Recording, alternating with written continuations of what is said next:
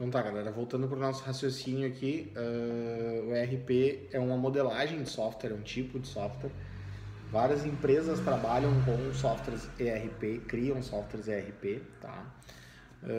E o ERP, então, ele faz essa medição de tudo dentro de uma empresa, de entrada de uma nota fiscal, de saída de uma nota fiscal, de pagamento de impostos, de pagamento de boleto, enfim, dá para fazer muitas coisas dentro de um software ERP, mas a principal delas, por exemplo, é controle de estoque, é entrada e saída de mercadoria, é tempo de reposição, é tempo de compra. O ERP consegue sinalizar isso, se bem programadinho, ele manda uma mensagem para o comprador automaticamente quando o estoque chega num nível mínimo lá que é dito para ele, ele pum, dispara para o comprador lá, para o comprador comprar aquela peça, aquele produto, aquela matéria-prima, né? Simuladores, né? Tem uma série de simuladores no mercado aí, muitas empresas fornecem simuladores logísticos de armazenagem, de entrega, de roteiro, de prazo, de compra, né? As roteirizações, treinamentos, engenharia de produto, pesquisa de matéria-prima, processo de produto, processo de pedido, de faturamento, padronização, o mix ideal de produto, preço mínimo para produto, tá? Então são tópicos que envolvem a relação da cadeia logística e que seria interessante que as empresas observassem sempre isso e pudessem estar sempre atentas, né? Esse mix ideal de produtos, né? Às vezes não adianta a gente trabalhar lá com 4.000 produtos na nossa pasta se a gente descobre que na verdade a gente vende só 40, entende? Então aqueles outros 3.960 eles estão só ocupando espaço dentro do estoque de vocês, dentro da pasta de trabalho da equipe de vocês, então isso é bem xarope, tá, galera? Então aqui um pouquinho nessa imagem, um pouquinho do que envolve esse cunho logístico, né? Então aí a questão do transporte com trem, o transporte com caminhão, né? Navio, um espaço de depósito, tá? Uma questão de programação, né? Então como que está sendo feita essas programações, essas entregas, tá? Isso precisa ser muito cuidado nas empresas, certo? Opa, aqui. Tá tudo bem, galera? Vocês estão tão quietinhos.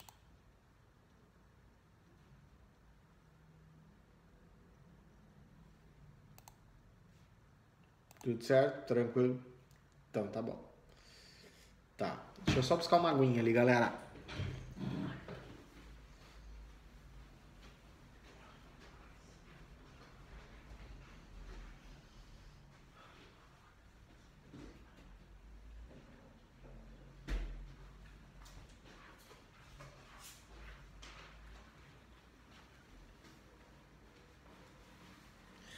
Voltei. Vamos lá, então. A cadeia logística, né, gente? A gente não vai jamais fugir deste ciclo, desta modelagem, dessa estrutura, tá? Então vai sempre haver a questão de um tomador do serviço, né? De alguém que procura o serviço de vocês.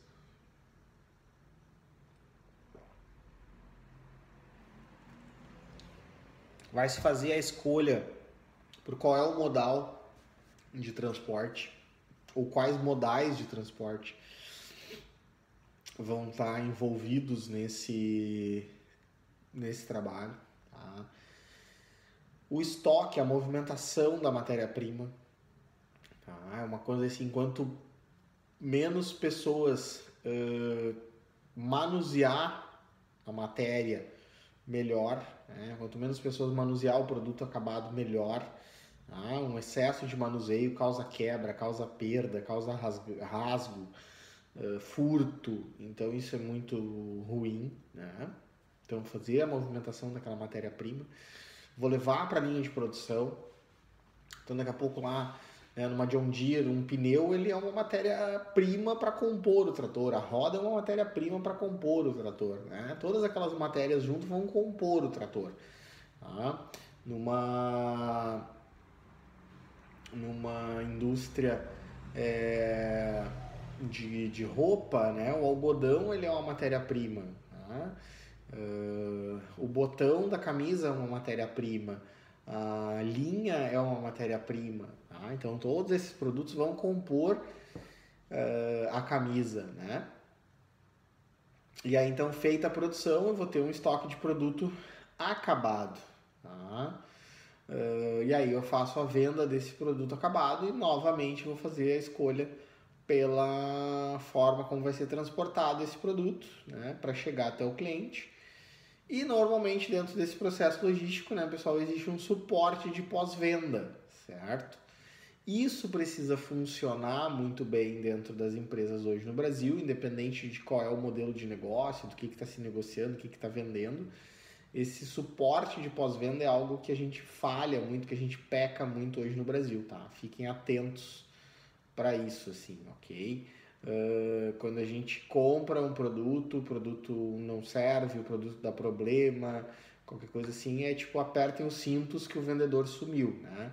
A gente tem pouco suporte das empresas, pouco suporte do vendedor, de quem produziu, de quem vendeu. Então isso é bem preocupante, bem ruim, tá? É um contexto que a gente precisa melhorar nesse país, né? Algumas definições importantes, tá? Então, quando a gente tem algo que vem com essa nomenclatura inter, né? Está relacionado a uma posição intermediária, né? Equivalente a entre, né? Conforme o nosso dicionário Aurélio. Quando a gente tem algo relacionado com a nomenclatura multi, né? Então de muito, de numeroso, de vários, tá? Então a gente tem, por exemplo, transporte intermodal, né? É o transporte de mercadorias entre duas modalidades diferentes de transporte, no mínimo duas modalidades, tá? Então, eu vou fazer um transporte, aliás, de duas, perdão, não é de no mínimo duas, é entre duas, tá? Eu vou fazer um transporte de trator da John Deere Montenegro para a Índia.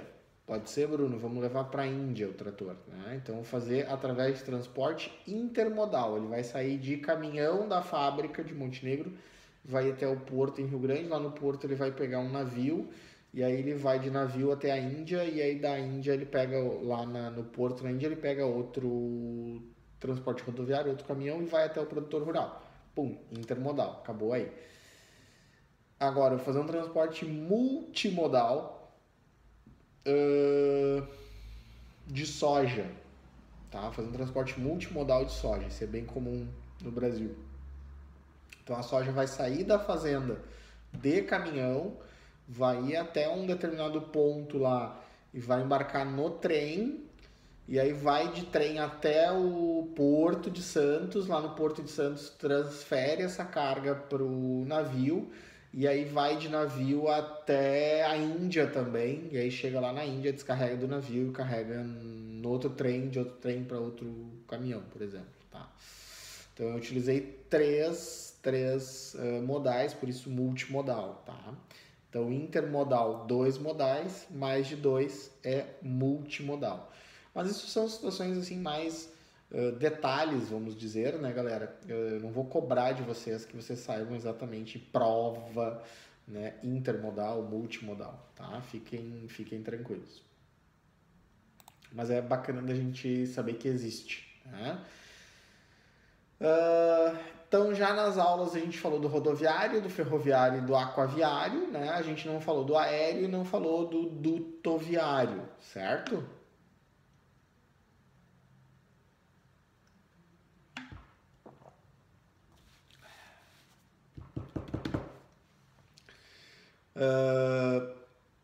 Dutoviário, tá, gente? É o transporte através de tubulação, através de cano, tá? Normalmente ele utiliza a força da gravidade para esse tipo de transporte. O que eu transporto normalmente?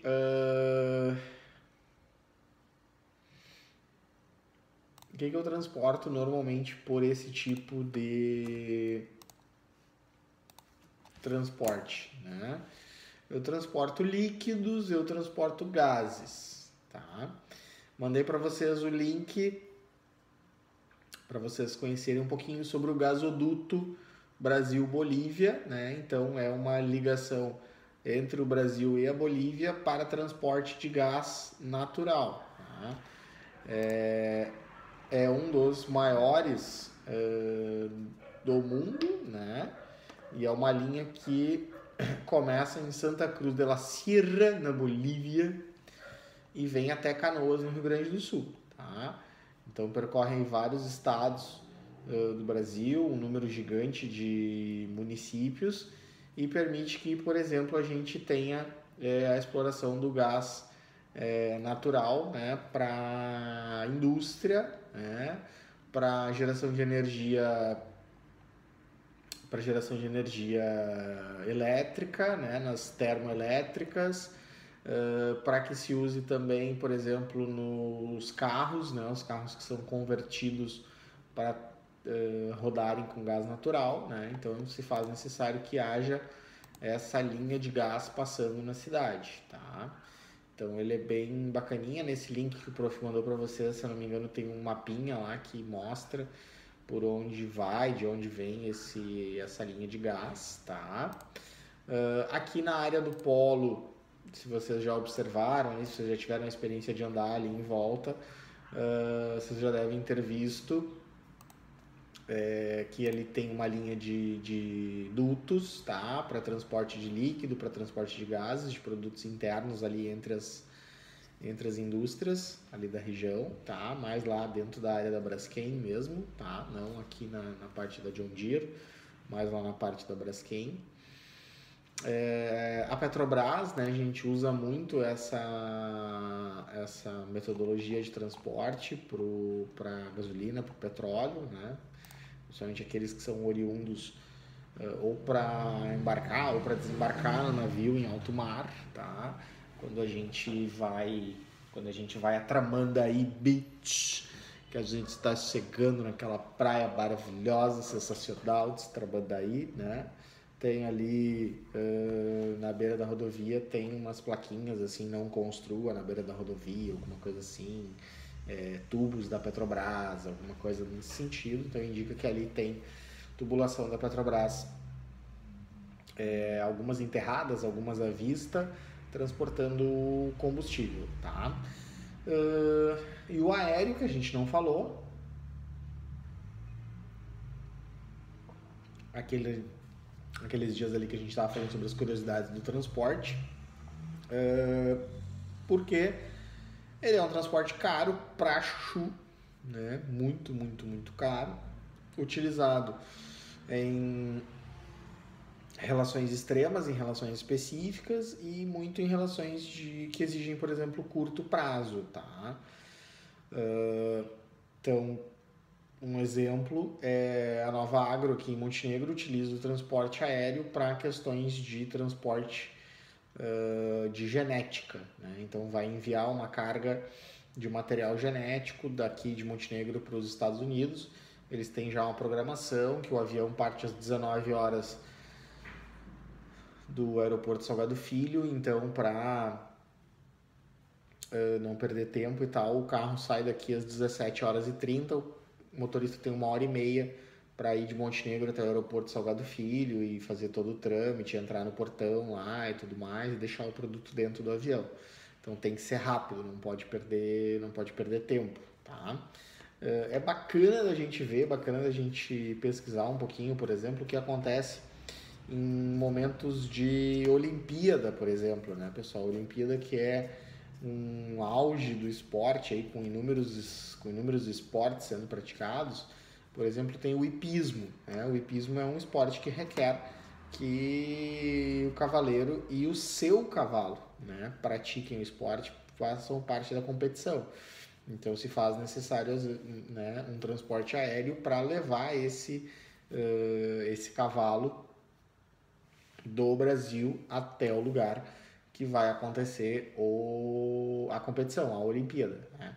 Então esse ponto aí não tem outra forma de fazer, precisa ser feito através de transporte aéreo, tá? Então ali se monta toda uma estrutura, todo um trabalho para atender essa demanda, tá? O cenário atual ele mostra uma logística cada vez mais complexa, né? Cada vez buscando a redução da diminuição do custo, porque os custos subiram muito, né? É uma discussão que a gente tem muito grande diz respeito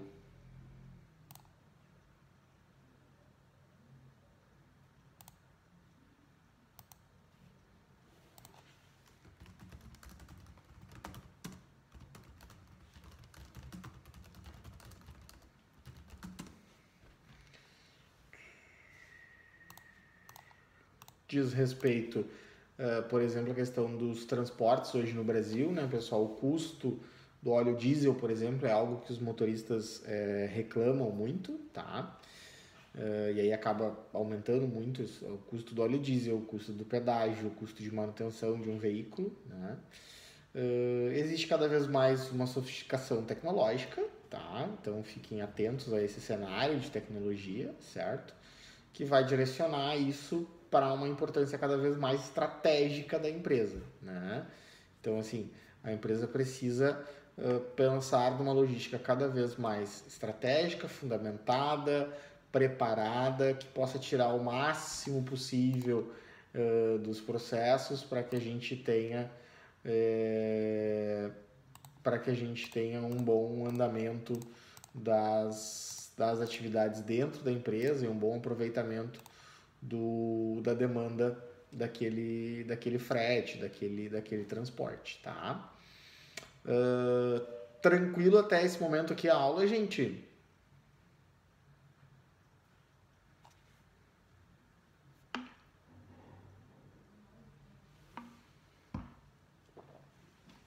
Vocês são sempre os queridos. Muito bem, legal, show. Tá, galerinha? Então, assim, fica de tema de casa vocês darem uma lida nesse link aqui que o prof mandou, do Brasil Escola, tá? E pesquisarem um pouco sobre essa questão do transporte por dutos, ok?